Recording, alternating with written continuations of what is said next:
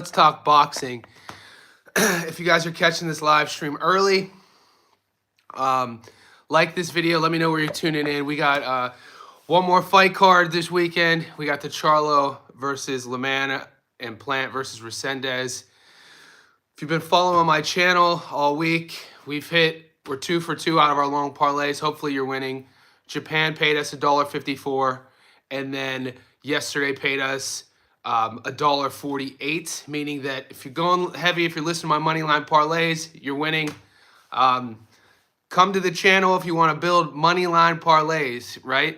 And I was getting a lot of messages about, one of the fights last night. People thought that I put, whenever there's 50-50 fight, guys, what's up, boys? What's up, GOAT? What's up, Grand Position? We'll let people climb in here. I got a long parlay working. I already put it in for this Charlo card. I'll go over that. I know a lot of you guys already know my picks. We talked about it last night. But yeah, whenever there's 50-50 fights, like we took Bektamir last night and we took Gallegos, I don't put those on my parlays. Did you hear about the Valley who was lost on Kangaroo? But yeah, so I woke up last week with the messages. So when I lived in Long Beach, California, this is off topic. This is what I was just watching.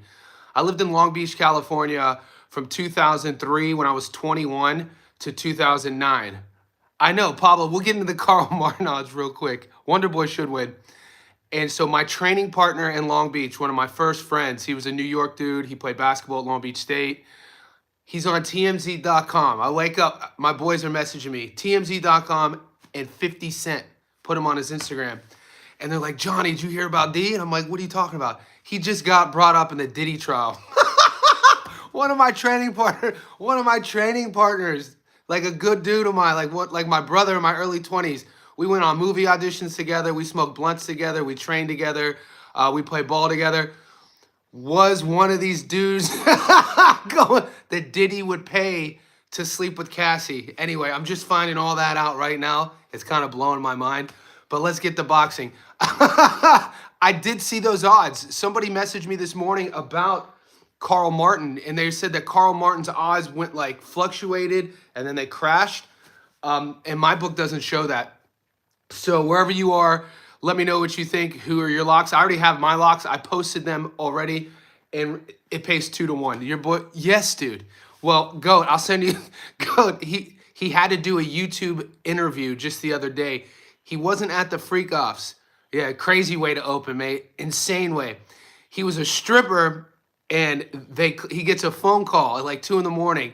by his agent, and they said that there's this married couple in Beverly Hills who saw your profile. They want you to go there. He said it's 2 a.m. He asked how much. He said no, went straight back to bed. He said 2 minutes later, his phone, somebody hits his phone up with a 310 area code, LA, and it's a girl. And she says, hey, so-and-so, my husband and I saw your profile. He said, how much? She said a number. He said he hung up. She calls back, puts the number up. He's like, all right, bet. Gets in his car, driving from Long Beach and Hollywood. It's crazy, Pablo. Big Charlo by stoppage. Yeah, we'll stay on boxing. But it's not every day you see your boy on TMZ.com. And they didn't name him. They just had a photo because they had videos of him in the hotel room. He told me, I just talked to him earlier, that this was in 2012, they would just pay him.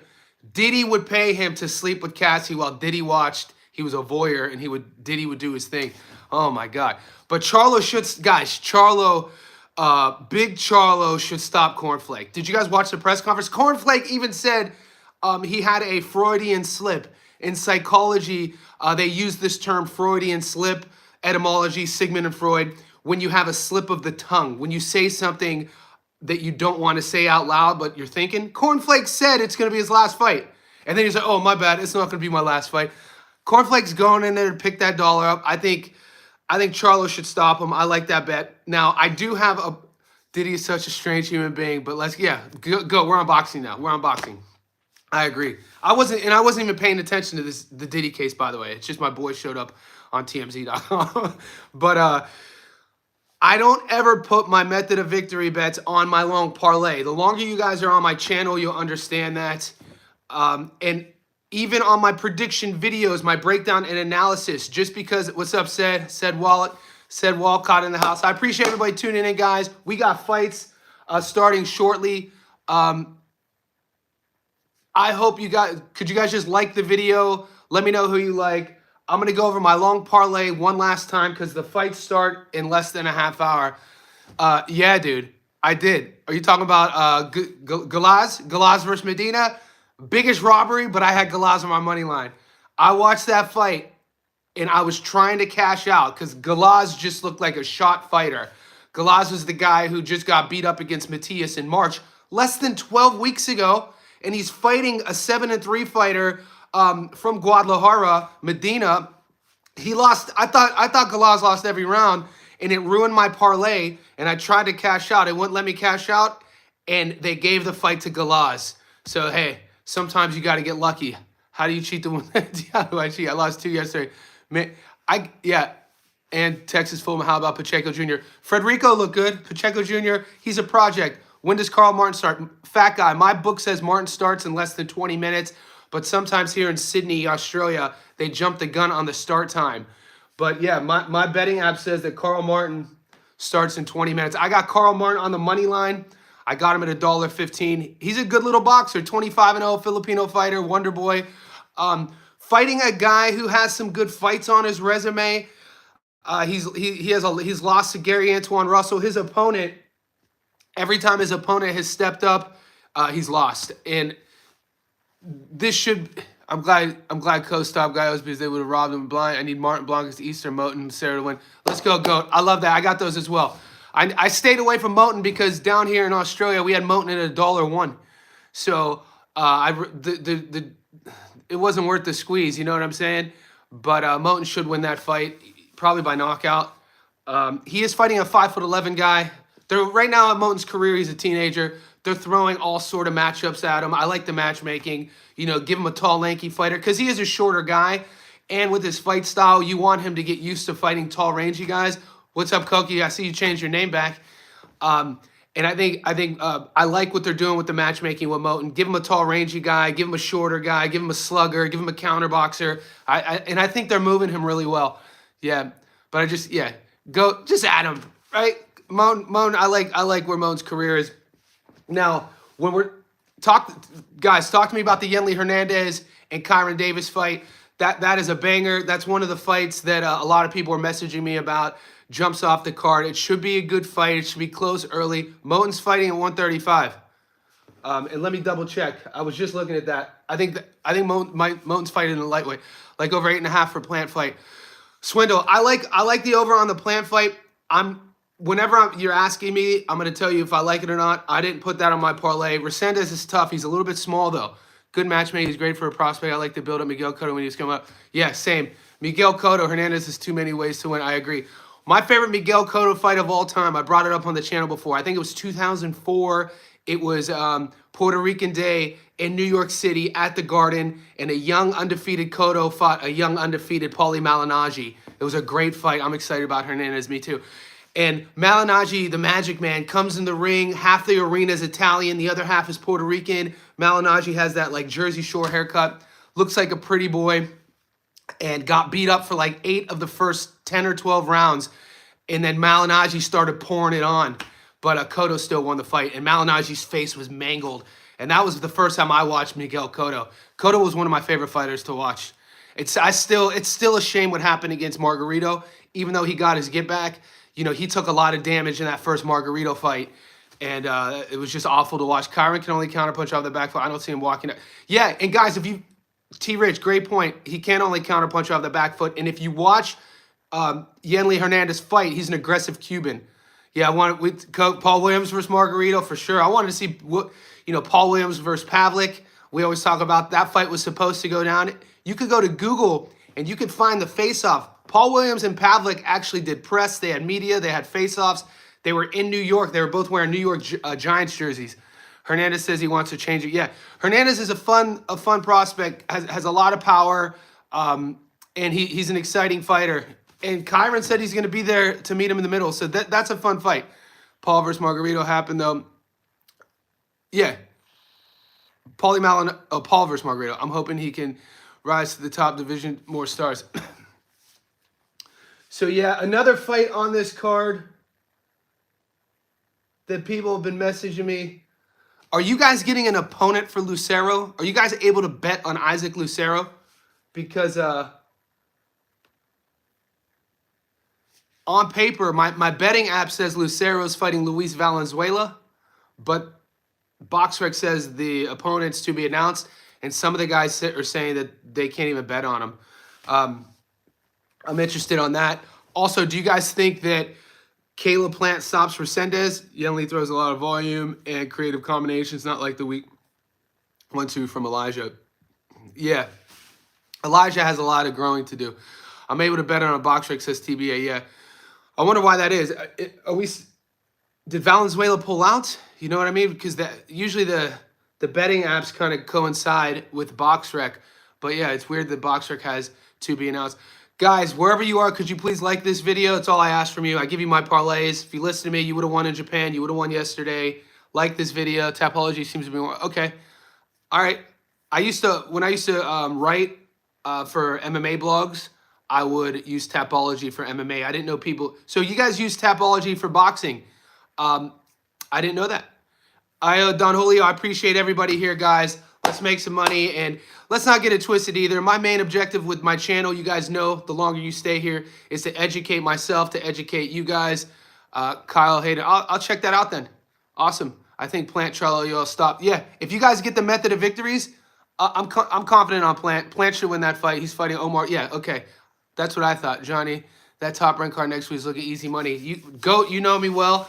Goat knows what time it is. We make a lot of money on Top Rank. Think Plant stops him late, but the odds are good. The distance looking good. That's something you guys are going to have to pick yourself. Distance or stoppage. Great show that you did with Gary. Thank you, Mirka. I appreciate Mirka. I appreciate everybody tuning in. I know we've had some crossover subscribers. And Gary goes about his business one way. We see head-to-head on our research. So Gary and I are both students of the game. That's why I value his work. He puts a lot of effort into researching the fights, as do I, and that's kind of our similarities. I think our point of difference on betting, he's more, he's a bit more seasoned than me, so he likes doing a lot of method of victory bets and building his parlays with juicing up the odds with some method of victory bets. I'm a guy, like I told you, I'm a money line guy. I make all my money on building parlays money line. Resendez got knocked out by Elijah. Yeah, in round 8, Plant losing this is possible, but most likely not. Yeah, and the thing about Resendez is when we talk about boxing, getting stopped, he's still young. He's only 26. I think he's durable, but I think Plant has more power than people give him credit for. Sometimes Plant loses his power because he doesn't sit on his shots and he moves a lot. Lucero versus Valenzuela. I appreciate Kyle checking in. I've also had more success with the moneyline goat. There you go. If you're following me, baby, we're getting. I don't want to jinx anything, but yeah. I've been betting on the money line for 2 years. I just started sharing it with you guys maybe 3 months ago because during my breakdown videos, if you guys were already on my channel, you were asking me. So like 3 months ago, I'd give you a breakdown like I always do, but I wouldn't give you a prediction. And then when I would hit, I'd put it on the community section. You guys were like, dude, you got to give me your picks. Martin not high on volume. His opponent high volume comes to win durable too. If Martin can't take him out, I believe it's scary. Goes to decision. I took Martin on money line. Look. That's our first fight, guys. That's the fight I'm going to be. I think my most high risk fights are the Carl Martin fight and the Yenli Hernandez. Those two fights, in my opinion, if we had to go risk, those are the riskiest ones on my money line parlay that I'm going to be really focusing on. All the other fights we should be in the bag. But if you watch Galaz last night in Mexico, man, this guy, Galaz was actually hard to watch. He fought a local kid who was 7-3. Galaz is a former world title contender. Galaz is the guy who fought Subriel Matias in March and got beat up and stopped in the 8th. But the reason why that was yesterday's performance was kind of worrisome to me. If you're in Galaz's family, if you're Galaz himself, you got to see a fighter who took a lot of damage, who was neurologically different. Now, when you look at the body, our musculoskeletal system, the muscles that align our skeleton, and then within that, you have your neurology. So your neurological system, the wiring, basically, when you cut everything open, what makes things trigger connected to our brain? The neurology slows down the more damage you take. And Galaz, mate, you could see it in his feet. Galaz had no feet. And it was hard to watch, man. And I can't believe the refs gave him that victory. But thank God, because we won our bet. Because we had Galaz on the money line. And he did not win that fight, man. He didn't have any feet. It was everything that makes you a high-level, world-class boxer. He lost from that Matias fight. And can it come back? We'll see. I would definitely take some time off. To think that he only took, what, March, April, May, less than 10 weeks off after the Matias fight is pretty wild. You know, these guys need money. Boxing doesn't pay that well unless you're at the highest level, and even sometimes world champions aren't getting paid. So that's why on this channel, you'll never hear me talk trash about pro fighters. I hold the game to the highest regard, and just because we're betting on outcomes doesn't mean we're betting on other guys to lose. You'll always see on my channel, for instance, after the Beck versus DFG fight, I post the fighters together on the post section. That's what it's all about. Talk about an amazing fight, guys. Beck versus DFG was a hell of a fight. It's what boxing's all about. Two young guys, both guys' trajectory are like this, and they stood in the middle. What a fun fight to watch. And it was close, man. What do you think of Gallegos? Kyle, I don't know what to think, man. I don't know. It's kind of like both of those performances.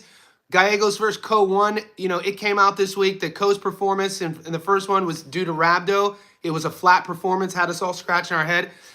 And this fight, the second one yesterday, same thing. Gallegos just didn't look himself. And you know what it was too, guys? Ko's jab was off the hook. If Ko stays with that jab the rest of his career, he is young, he is a dangerous proposition. In the very first exchange, the first 30 seconds of that fight, I'm not going to try to say that I knew I was going to lose that bet because I had a prop bet with Gallegos. The very first 30 seconds, I was like, Gallegos is losing. Ko's jab was too sharp early. How do you guys feel about Charlo? Guys, Charlo should. This is a get back fight, like a, you know, reintroduce yourself to the game fight. He's not supposed to lose this fight. We know Charlo and Plant are the narrative of this card. If Charlo doesn't beat Cornflake, he's never the guy that he thought he was. That's all I'm saying. Like Charlo, his skill set should be able to beat Cornflake, even though he's been so inactive, just based on their skills. You know, because we know Charlo at his best, man. His aggression, power, hand speed, his boxing IQ. If anything, I'm just upset with Charlo because we missed so many prime years, you know, based off of, you know, whatever he's going through outside of the ring.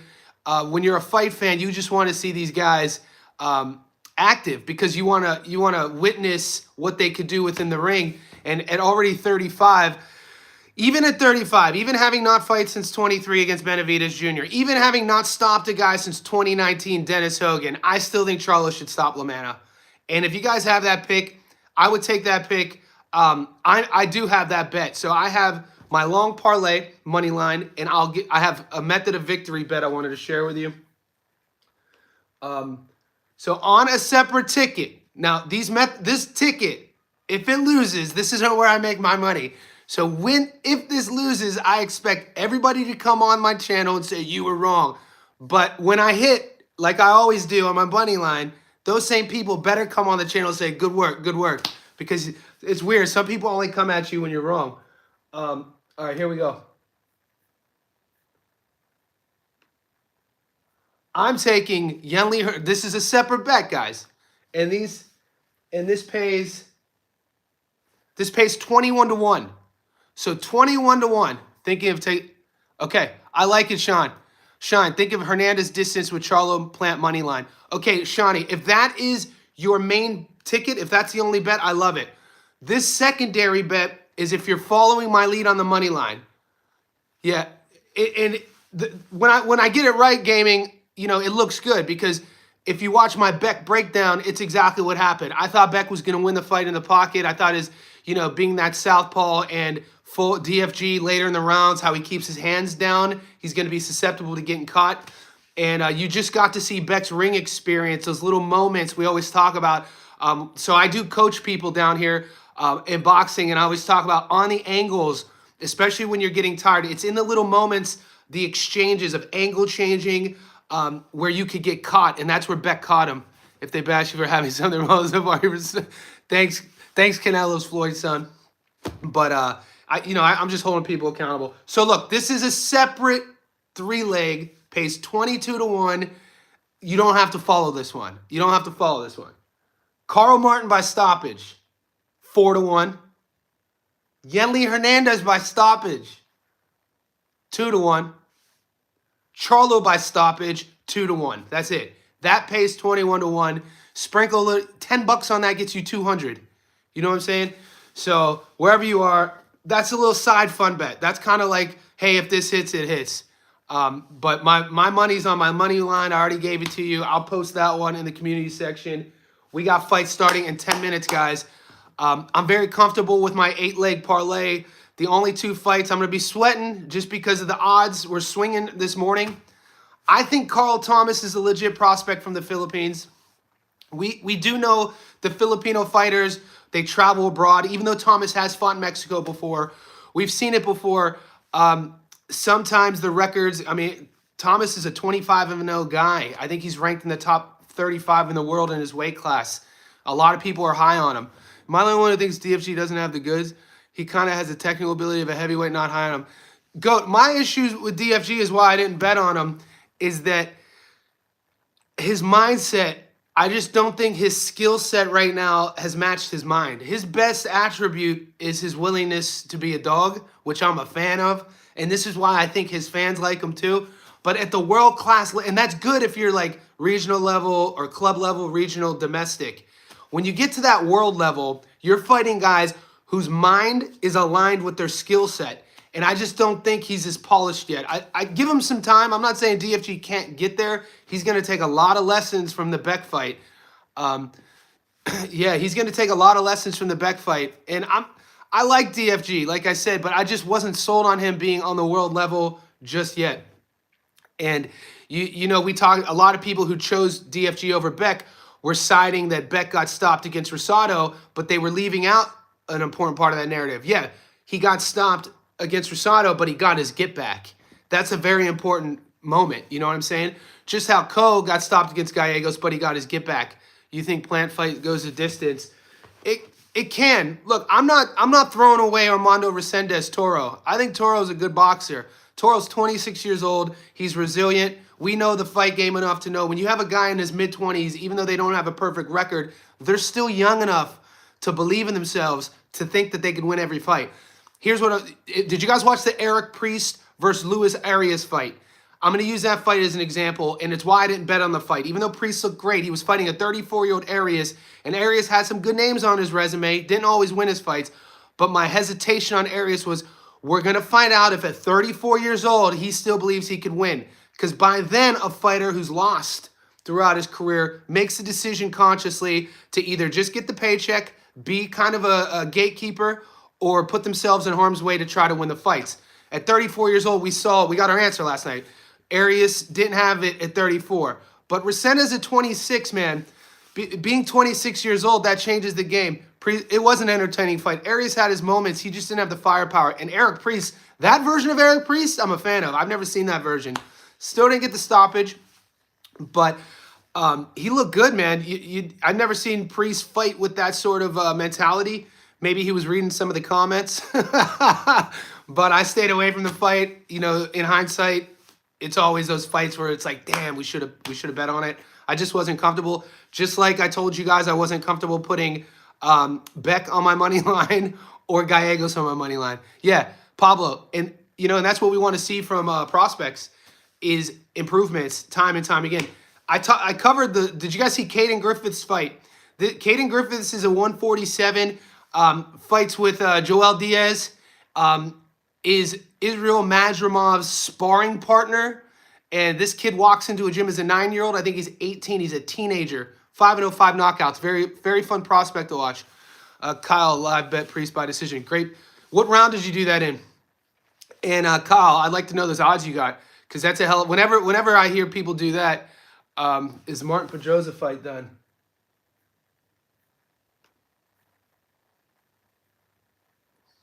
Is Martin Pedrosa fight done? No. There's other. BoxRec is saying that we got 1, 2. BoxRec is saying Martin isn't fighting for a few fights, but my betting app is saying that there's 4 fights. Let's put it on. I'm just gonna put it on. Are you guys watching this on the Zone? let me know wherever you guys are tuning in at. Like this video. I'm always interested where you guys are tuning in at, because it's pretty interesting how we could all connect on boxing. I think 5 or 6 odds were like for originally it was 250. See, whenever that's a great pick, and a lot of that has to do with understanding the sport, understanding the nuances of a fight, and that's why I'm interested in the live betting. What are your picks for tonight, Carlos? I put them up. Go to the post section. I already put them up. They're there. Watching on Amazon Prime. Are the fights started? Ireland, Joe, drunk in my kitchen. What better place to be drunk? I like it. At this stage in the game, you'll never see me. I mean, I stopped drinking a while ago, but if I were to drink, I like drinking at home too. Where are we at? Previous fights, upcoming fights, Carl Martin fights Pedroza. Yeah. Someone told me the prelims aren't being televised. Yeah, I'm in Australia. I'm trying to find the prelims as well. Sometimes you could find them on YouTube.